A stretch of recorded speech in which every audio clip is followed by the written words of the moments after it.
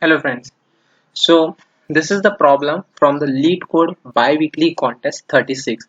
The title is alert using same key card 3 or more times in a 1 hour period. So this is a very lengthy problem description. So to keep it short, so here we are given the employee names and their check-in times or key times. So like each of the employee has swipe card, and what you have to check is if an employee swipes the card more than thrice in an hour, so you have to add his name into the system. That is a here the person is frequently doing the swipe operation. Okay, so you have to form the list of the people who can swipe 3 or more times in an hour. So let's take the example 1. We have the two arrays, key name and a key type, and key name has the name of the person. So let's say this is a Daniel. He swipes the card at 10 o'clock. So this is the 24-hour time format. Then again Daniel comes in, he swipes the card at 10:40. Then again Daniel comes, he swipes the card at 11. Then Luis comes, he swipes the card for the 9. So for the person name, system maps the time when the person swipes the card. Okay, so here I can see if I take a time from 10 to 11, so the Daniel has swiped the card at 10, then this is a 40, then it comes within the range of an hour, then again at 11. So here they have mentioned that, notice that 10 to 11 is considered to be within a 1 hour period, so it is a valid to add it into the system, valid point to add into the system. But if you take 23, the 51 to 00:10 a.m. is not considered to be within a 1 hour period because it starts the next day. Okay, so to solve this problem I have used the brute force solution over here. Let's take a look at the code now. And one more thing, if there are number of people, like more than one people, then you have to sort that list in a alphabetical order, lexicographical order. Okay, because it is one of the points they have mentioned, it has to be in a ascending order alphabetically. Okay, so this is the function alert names. It has the two arrays, string arrays, that is a string array for the names and string array for the time. Both should have the same length, and the output type is the list of string, that is a list of employees who do the frequent swap within a time of hour. Okay, so sorry, here I am defining the integer array for the times, and what I am doing is I am simply discarding the calculation of hour and the minutes, and I'm taking the whole value for that one. Okay, so let's say if I have the time 13. Okay, so like it is a 13 as an hour and 00 minutes, so I'm taking the value as a 1300 or 1320 or 1400. Okay, so it makes the calculation simpler for me. So this is the times array. It takes the whole value instead of minutes or hour calculation.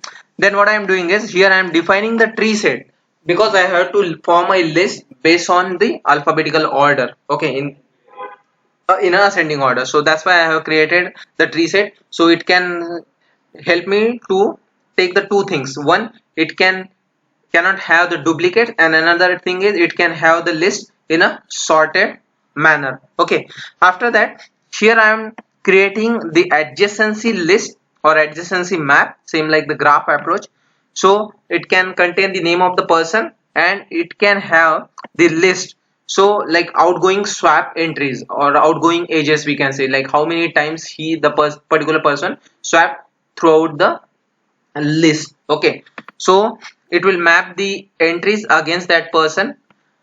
Then in this for loop it will do the same thing, like this is a simple map insertion operation if that particular key is not already present, because if that person is not already present inside the adjacency list or map, then it will just create a new array list and it will add that particular time into the list, and it will map that list against that person. But if that list is that particular key is already present, then it will simply update that list by taking the same reference. Okay, once it is done, it will come, like, finally we will iterate through the whole key set of the adjacency list or of that map. Okay, here it is slightly mathematical operation to check the bounds of the time. So here I am performing the of n operation.